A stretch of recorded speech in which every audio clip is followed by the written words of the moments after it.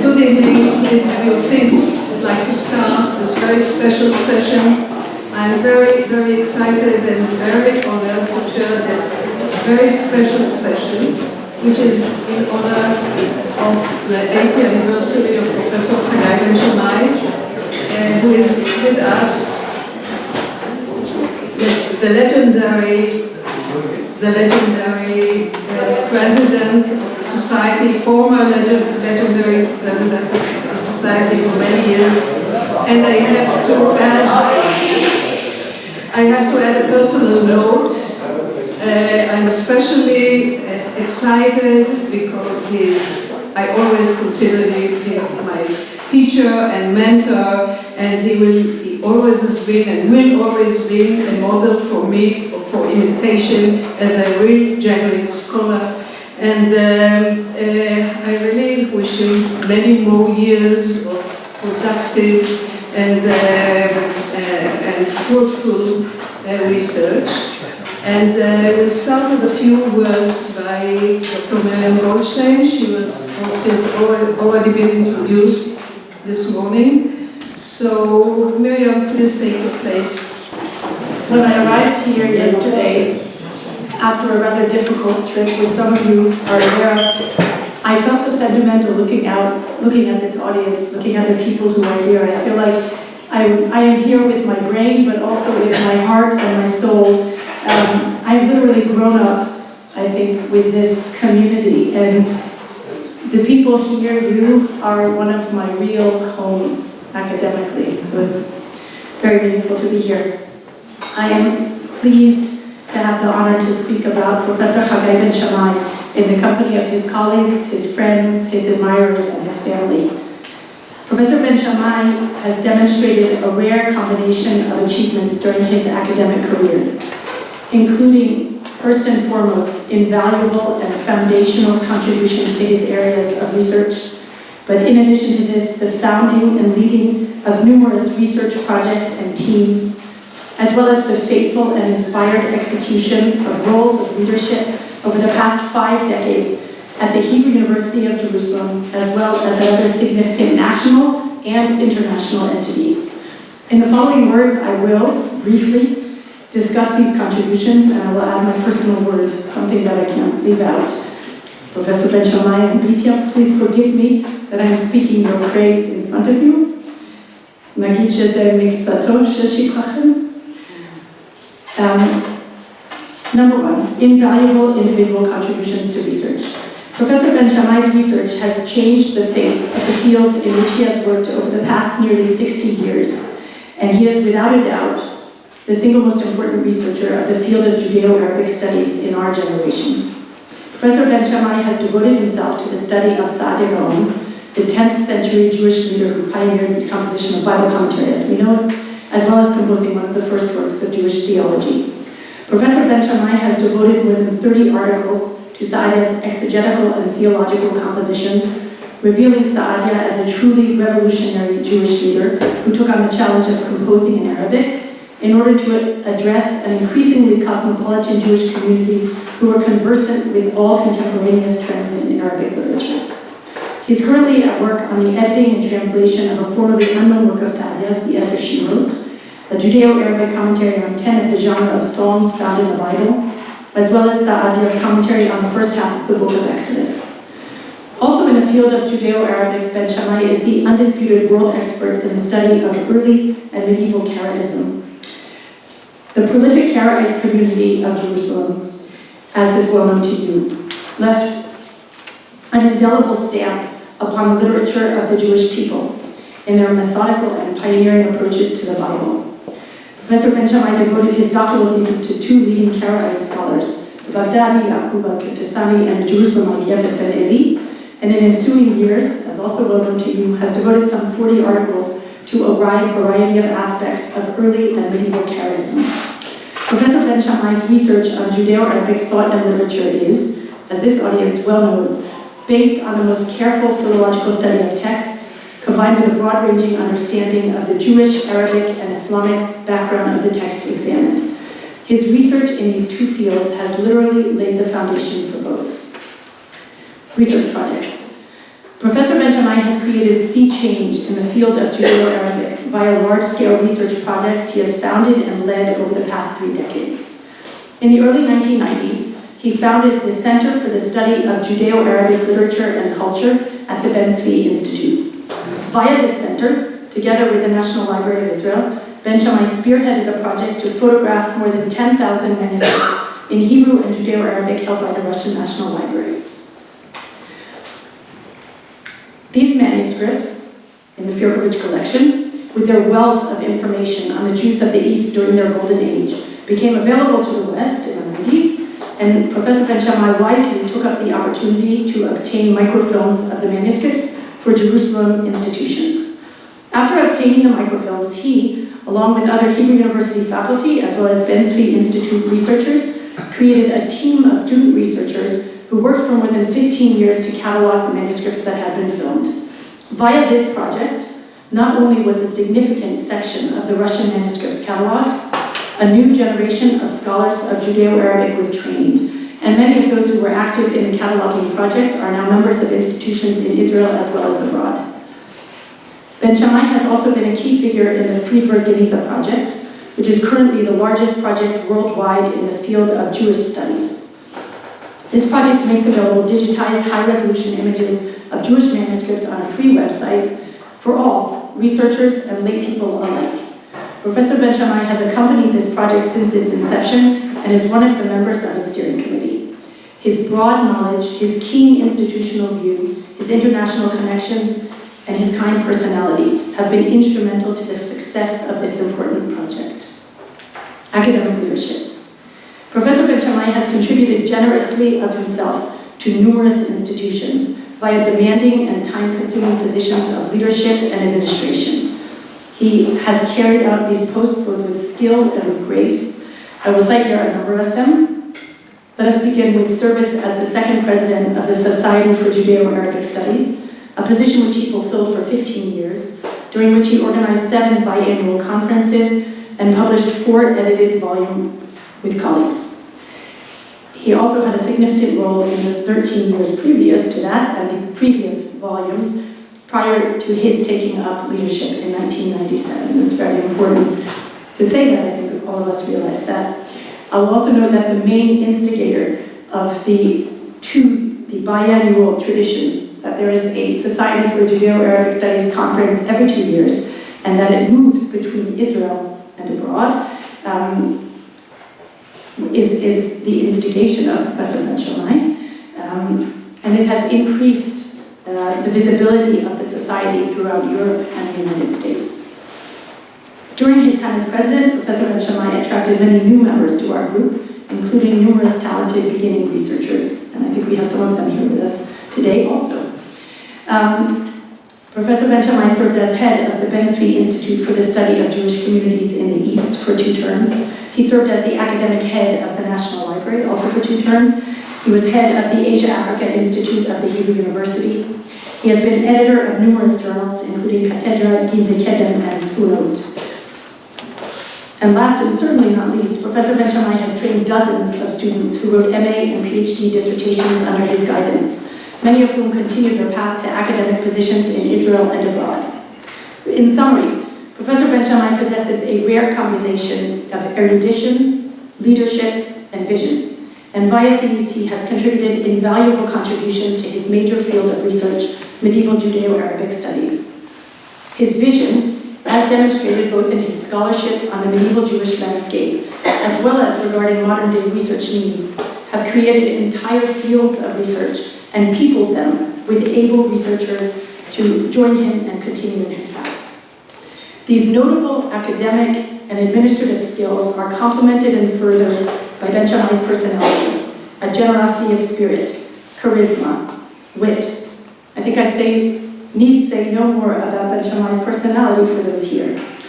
I also want to salute Bitya, Professor Ben-Shammai's wife, Bitya Ben-Shammai, who served as the head of Rabbi for some 25 years until 2010, and who has, without a single doubt, been an integral part of what we as a group have gained from Haggai Ben-Shammai and from the Ben-Shammai legacy as a family and Professor Ben-Shammai's research. And now a personal note, which I think is the reason that I was asked to give this talk as a student of Professor Ben-Shammai. I want to say that it was my blessing to have been introduced to Haggai Ben-Shammai in 1997 via a close friend of his, Professor Bernard Septimus. I still remember that meeting, which took place at the Ben-Zvi Institute in the summer of 1997. In 2001, I came to Israel to take up doctoral studies under Professor Ben-Shammai, as well as to work as one of the members of the research staff of the research group he founded, the study of the Judaeo-Arabic literature and culture. To this day, Professor Ben-Shammai remains one of my beloved mentors, who proves himself again and again with thoughtful and experienced responses to questions on texts that I sent him by email during the day and get answers on at midnight or later. So Professor Ben-Shammai, Haggai, to you, to Bitya, I give you the blessing, Allah yakhalikum ma'ana. Anyone who is witness to the firm partnership that is Haggai and Bitya understands that they must be blessed together. I wish you and the whole family many, many years of health and continued contributions to the field of Judeo-Arabic studies.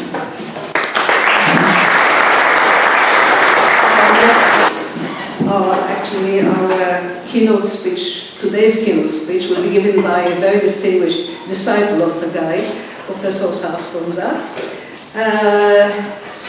Professor Stroumsa is the Alice and Jack Ormond Professor Emerita of Arabic Studies at the Hebrew University of Jerusalem. She taught in the Department of Arabic Language and Literature and the Department of Jewish Thought at the Hebrew University, where she served also as the rector of the university between 2008 and 2012. Among her published work in English are Maimonides in His World, a portrait of a Mediterranean thinker, published by Princeton University Press in 2010. Daoud al-Muqammas, 20 chapters, published in 2016, and Andalus and Sefarad on philosophy and its history in Islamic Spain, Princeton 2019. So, Sarah, I'm very honored to invite you. This is a case to say the honor is really mine, and I thank you and Professor Maman for giving me this opportunity. We heard yesterday from Professor Ben-Sasson and from Professor Ben-Shammai, we heard actually the story of what in informal and sometimes in printed way is called the Jerusalem School, from Professor Bennett to Professor Blau to Professor Ben-Shammai.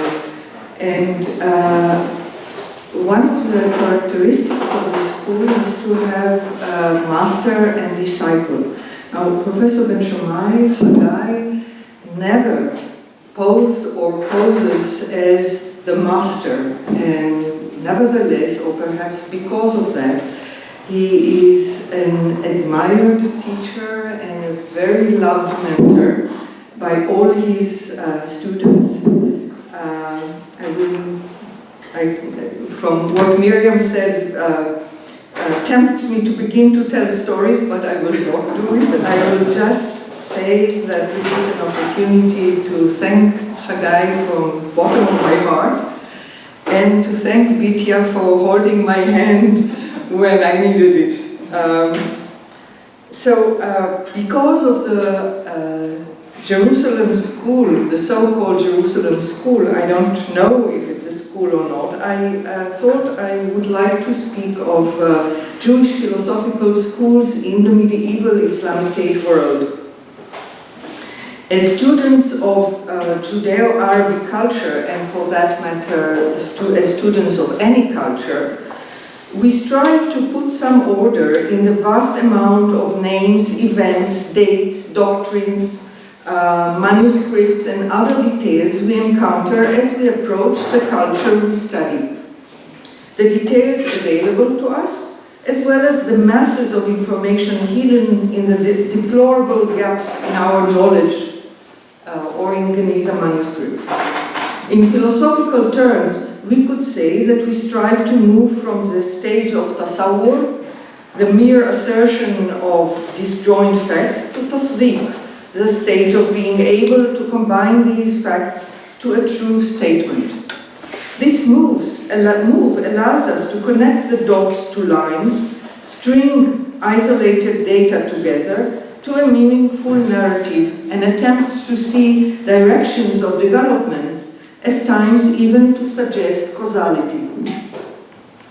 The presence of schools, when it can be confirmed, greatly facilitates this scholarly endeavor. Instead of disconnected individual names, we can work with ready-made groups whose members have something in common.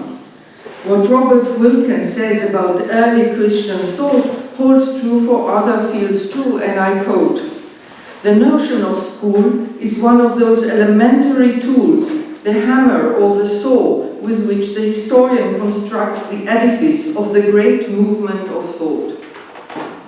By the same token, however, mistakenly affirming the existence of a school could establish in our minds erroneous, imaginary connections that, instead of getting us closer to putting some order in the sea of facts, would actually take us further away from it.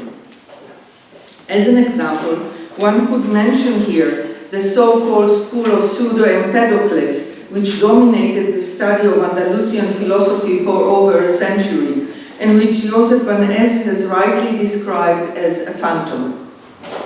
I shall examine here the philosophical scholastic scene of the medieval Islamicate world, seeking to evaluate the place of Jewish thinkers in it. I will first clarify what I mean by the term school of thought, then offer a brief overview of the medieval Muslim schools of thought, and finally examine the presence of such schools in the Judeo-Arabic tradition within the Islamicate world, as well as in its afterlife beyond it. So first, schools of thought. As noted by Wilken, the notion of a school of thought is inherently ambiguous. It can refer to a certain set of ideas, a way of interpreting the Bible, a form of spirituality, a style of pedagogy, a method of theological dialectics, an institution, to name but a few of the more familiar use of the term. The origins of the notion are probably grounded in actual physical schools established in specific places for didactic purposes. This was the case of the Syriac academies of late antiquity, for example, or of the monastery schools of Latin Europe. But from early on, we find a looser, even metaphorical usage of the term.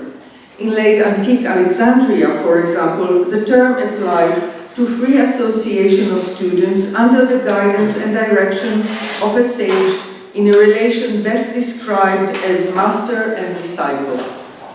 Furthermore, the master may not be only the actual present teacher, but also an authoritative figure from the past. Henry Chadwick thus noted that in late antiquity, the school of Alexandria was a way of speaking of the intellectual and spiritual activity of the early teachers, not an institution, but the teaching style of Clement and Origen. Among the typical features of a school of thought, we can thus list a common methodology, shared doctrines, a fixed curriculum, master-disciples relations, loyalty to past masters, and pride in the school tradition. We can also expect to find a group identity, whereby adherents to the school explicitly identify with it and are recognized by others as belonging to it, with explicit demarcations of those who do not belong or no longer belong to the school. Beyond its ideological, intellectual basis, a school of thought thus requires the existence of a cohesive social structure or network, in which cross-references between members of the school serve to establish intellectual authority. And finally, for the term to be useful, a quantitative element is required. A miniature splinter group or a sole pair of master and his disciple, it's always his by the way, may have all the above-mentioned characteristics, and yet their designation as a school may blur the picture rather than help us distinguish significant patterns of development.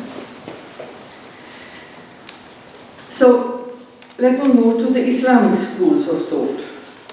In the research on speculative thought in the medieval Islamicate world, the division into schools of thought is a commonplace. In most studies of the intellectual history of this period, we will find a distinction between theologians, the mutakallimun, philosophers and mystics, and then sub-schools within each category. Mu'tazilite, Ash'arite or Maturidi Kalam, Aristotelian or Neoplatonic philosophy, and Sufi or mystical thought. In some cases, the tidy categorization, conveniently devised by modern scholars, may prove problematic. As noted by Robert Wisnowski, even the basic distinction between Kalam, theology, and philosophy seems at times artificial. The distinction between Aristotelian and Neoplatonic thinkers, in particular, becomes less neat once we realize that the latter, the Neoplatonic thinkers, rely on the Aristotelian organon, whereas the thought of the former, the Aristotelians, is often laced with Neoplatonic features. Alexander Altmann thus prefers to speak of orientations rather than of schools. Indeed, the significance of the distinction between the individual philosophers, Aristotelian and Neoplatonic, sometimes becomes clear only when thinkers of both categories are arranged on a continuum and compared to each other, and their grouping into cohesive schools may prove even more difficult to defend. Since, however, we require such categories precisely in order to draw a map of intellectual history, I will continue to speak of Aristotelian and Neoplatonist thinkers here, taking these caveats into account. In quite a few other cases, however, the modern categorization could themselves fit the more rigorous definitions of schools. This is the case of the Aristotelian and mostly Christian school of Abu Bishr Matar, who died in 940, in 10th century Baghdad. And it is often legitimate to refer to the various Sufi orders as different schools. As a prime example, however, we may take the schools of Kalam. Muslim preoccupation with theological questions and the gradual shaping of Muslim theological discourse in Arabic begins as early as the late 7th century. As far as we know, however, it is only with the Mu'tazila that theological concerns and a coherent theological worldview became the basis for the formation of a school. In the second half of the 8th and the first half of the 9th century, the Mu'tazila spread and gained momentum, obtaining periodically the support of the ruling class and the caliphs.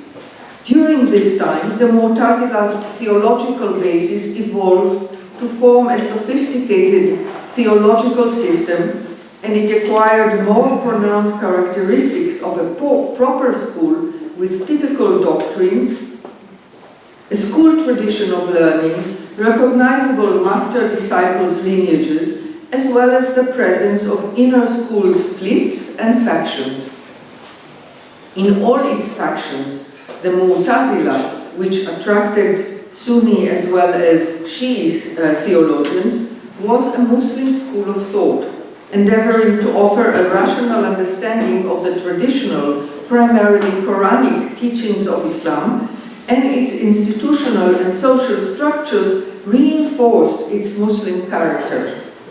The school profile became particularly noticeable in the 10th century with the consolidation of the Basra school of the Mu'tazila around the doctrines of Abu Hashim al-Jubai. The cohesive schools tradition, I have to say, I feel like I'm going back to the summary of my notes from the first class I took with Professor Ben-Shammai, but the cohesive schools identity is reflected in its designation by members and opponents alike as a madhab, a term that also betrays the frequent association of the theological schools with legal positions as institutionalized in the legal madhahib. Now to Jewish thinkers. Since the publication of Julius Guttmann's influential Die Philosophie des Judentums in 1933, a book translated into Hebrew in 1951 and into English in 1963, students of Jewish philosophy in the Islamicate world often align medieval Jewish thinkers with the schools of Islamic thought that seem closer to them. Medieval Jewish thinkers living in the Muslim cultural orbit are thus classified as adhering to the Kalam, to Aristotelian, or to Neoplatonic philosophy, or to Sufism. Underlying this scholarly classification is the working assumption according to which Jewish thinkers tend to follow the intellectual trends predominant in contemporaneous non-Jewish environment. The phenomenon highlighted by Guttmann as well as by Shlomo Pines, namely the decisive intellectual impact of non-Jewish thought on Jewish thinkers, is indeed hard to ignore. In itself, however, intellectual influence does not imply a socio-intellectual structure we call a school. We must therefore ask ourselves to what extent the modern research categories reflect either actual Jewish adherence to these Muslim schools, or else the existence of independent parallel Jewish schools. It is during the formative period of the Mu'tazila that we witness the emergence of structured Jewish philosophy, Jewish theology. While theological concerns are evident in pre-Muslim Jewish literature, it is only after the Muslim conquest that these concerns were formulated in a rational, structured way, discussed and put to writing along the lines inherited from the classical philosophical tradition. Dawood ibn Marwan al-Muqammas, a Jewish convert to Christianity, followed, after his return to Judaism, the model of his former Syriac Christian mentors. Already with him, however, one can see the clear impact of Muslim Kalam in general and of the Mu'tazila in particular. This impact is also noteworthy in the thought of his contemporary Daniel al-Qumisi, the actual founder of the Karaite scripturalist movement, whose Hebrew writings are, as Haggai Ben-Shammai has shown, interspersed with Kalam technical terms in Arabic. In the writings of the second generation of Jewish thinkers in the East, the Rabbanites Saadia, who died 942, and the Karaite al-Kirkisani, the formidable influence of the Mu'tazila is evident in both form and content. By the third generation of Jewish thinkers in the Islamic East, this influence, recognizable in the writings of rabbinites like Samuel ben Chofni, as well as among the Karaites of Jerusalem, evolved, turning into a comprehensive identification with the Mu'tazilite theological system, and in particular that of its Basran school. Even the most rigorous Jewish followers of the Mu'tazila, however, were never considered by the Mu'tazilites as members of their school. They are not listed in the Annals literature in the Tabaqat as belonging to it, and are never mentioned as our companions, ashabuna. Jewish mutakallimun on their side also do not refer to the Mu'tazila as our school.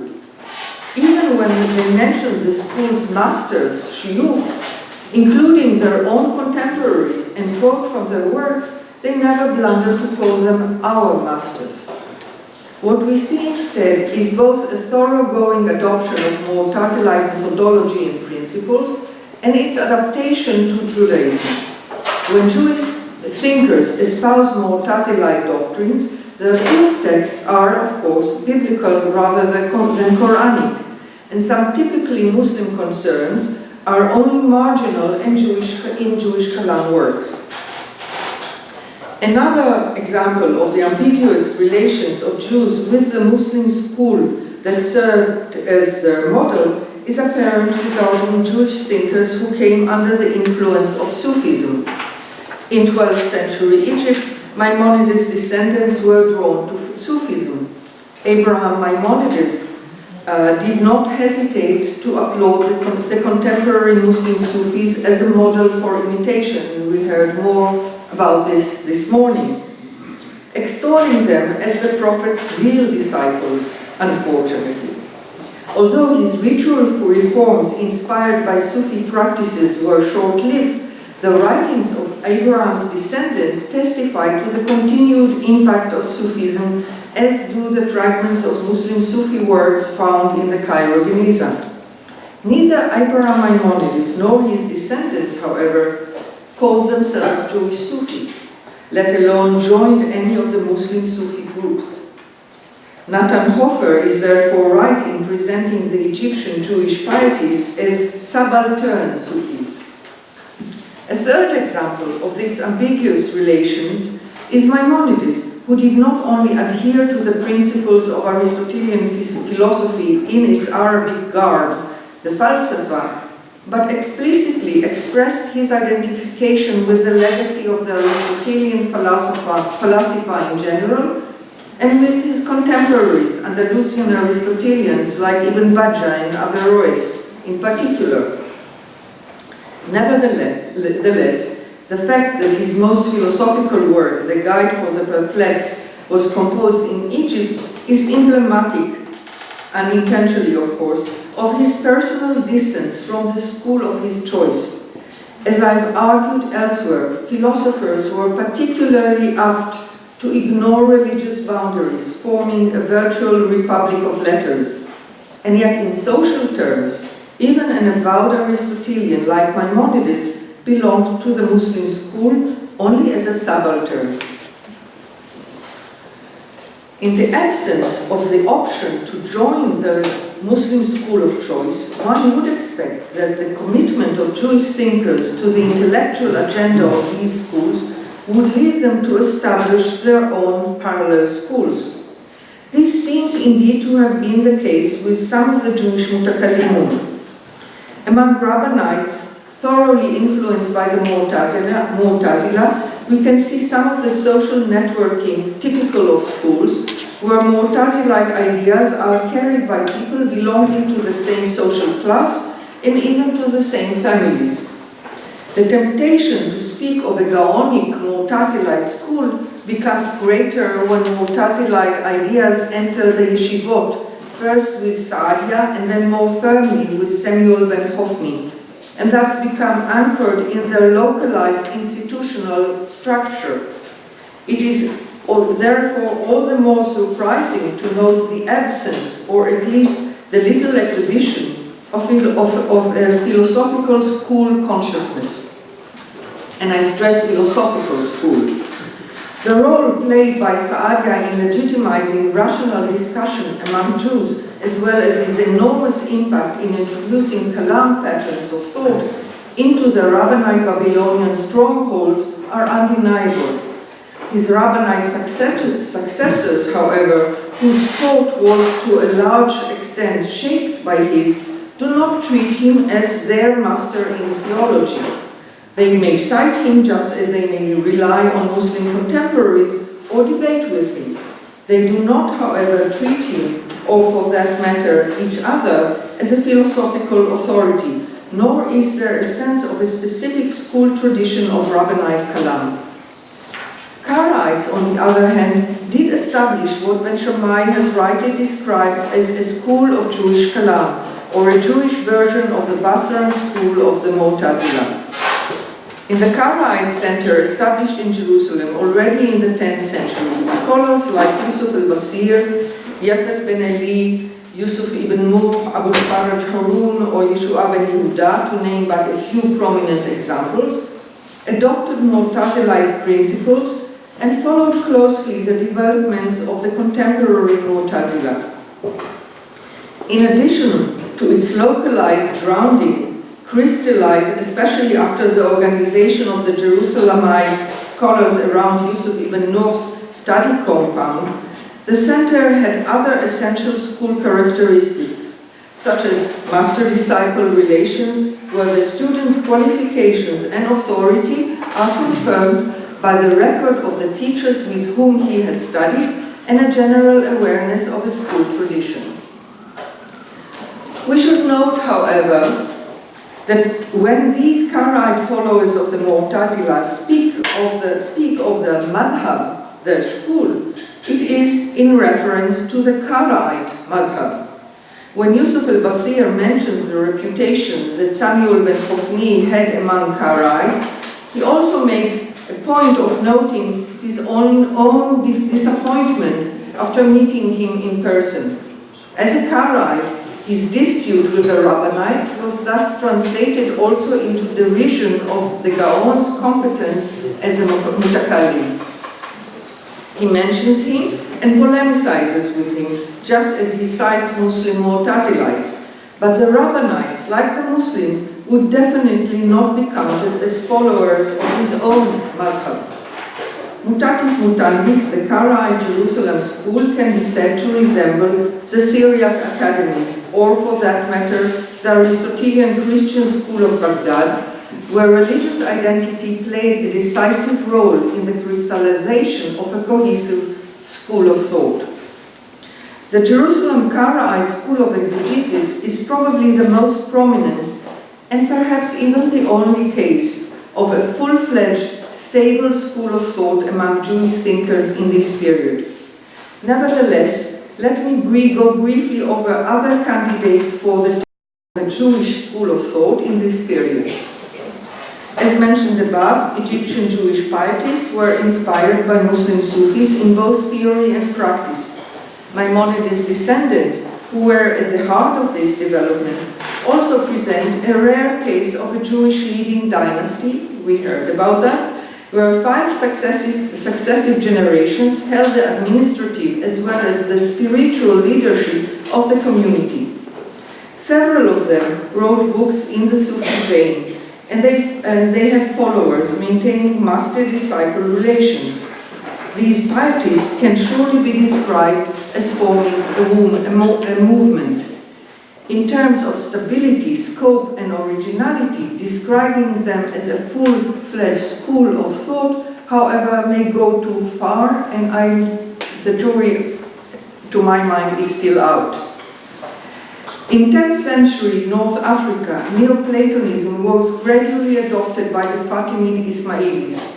Isaac Israeli's thought was very close to this Neoplatonism, and from time to time scholars raised the question of the extent of his own contribution to its shaping, the Fatimid Neoplatonism. Dunash ben Tamim, his disciple, followed closely in Israeli's footsteps, fusing together Neoplatonism and Jewish legacy. This couple of a master and his disciple, however, did not form the basis for the establishment of a school tradition. Later Jewish Neoplatonists do not draw their authority from Israeli, nor do they show pride in being his spiritual followers. Finally, Moses Maimonides had one close disciple, Joseph ibn Shimon. Joseph, however, can hardly be presented as the first generation of a Jewish Aristotelian Eastern school, no more so than Maimonides' own son, Abraham.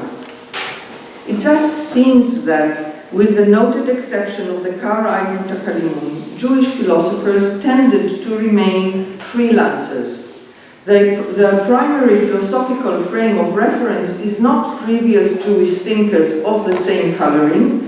They often do not acknowledge one another, and they do not display a sense of cohesion and continuity, which is the essence of a school consciousness. For as long as Jewish thinkers lived within the Islamicate world, they seem to have taken for granted the necessity to remain hovering around the Muslim schools, continually returning to draw from the available contemporary Muslim philosophical source. And now, beyond the Islamicate world. Alongside the association of Jewish thinkers with Muslim schools of thought, either in the form of a full-fledged identification or as subalterns or as freelancers, there exists another recurring phenomenon that has remained hitherto unnoticed. When Jews infused with Arabic culture moved away from Muslim territory, they continued to adhere to philosophical trends that had already lost their popularity among Muslims. I will briefly examine two examples of this curious phenomenon. The first example is again the Mu'tazila. In the late 10th and early 11th century, the strength of the Muslim Mu'tazila gradually dwindled, giving way to more orthodox Kalam schools like the Ash'ariyya or the Maturidiyya, or to traditionalism, which objected to the very rational approach. Among Jews, however, the picture is very different.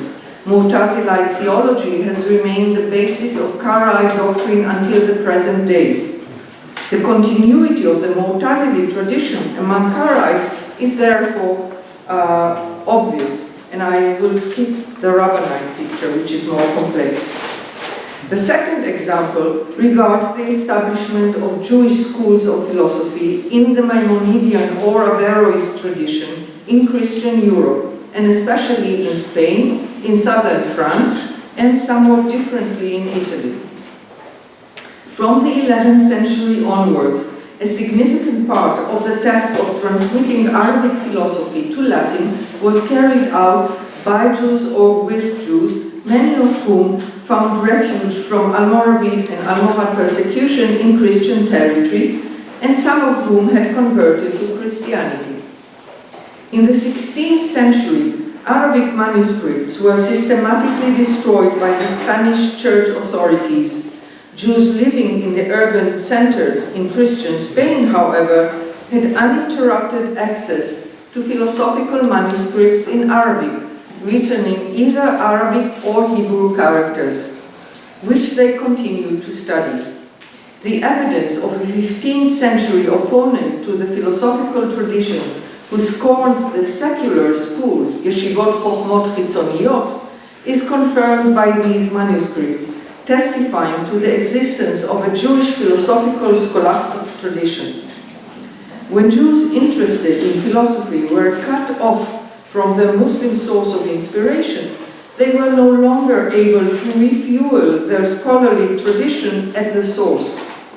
The burden of maintaining and transmitting the philosophical tradition fell directly on them, encouraging them to tighten their connections with each other and form a more rigorous, self-relying school. We thus witness the belated emergence of cohesive Jewish philosophical schools in the Judeo-Arabic tradition, but outside the Islamicate orbit and in Hebrew. Paradoxically, in the cases examined above, the marginal status of the Jews as a religious minority seems to have contributed to the difference between them and their former Muslim neighbors.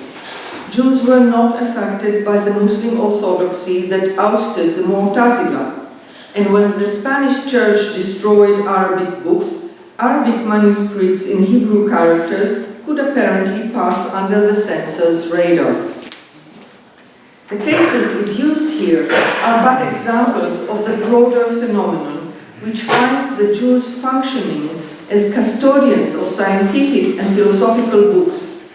Both the Mu'tazilite manuscripts of the Firkovich collection and the Jewish-owned Arabic manuscripts from 15th century Castilla reveal pattern of time lag between the Jews and the Muslim neighbors. Jews held on to philosophical trends long after those had lost their popularity among Muslims and did not abandon them when they came under Christian rule. When Jews moved to a new territory, they did not at the same time abandon their former culture, just as they did not at the same time abandon their former Jewish language. in favor of a new one, but often remain attached, sometimes for centuries, to the culture of their previous abode. Furthermore, it seems that, in some cases, displacement from the original feeding ground of the Muslim school of choice gave Jewish thinkers an incentive to strengthen or even to establish a school structure that could safeguard the continued tradition.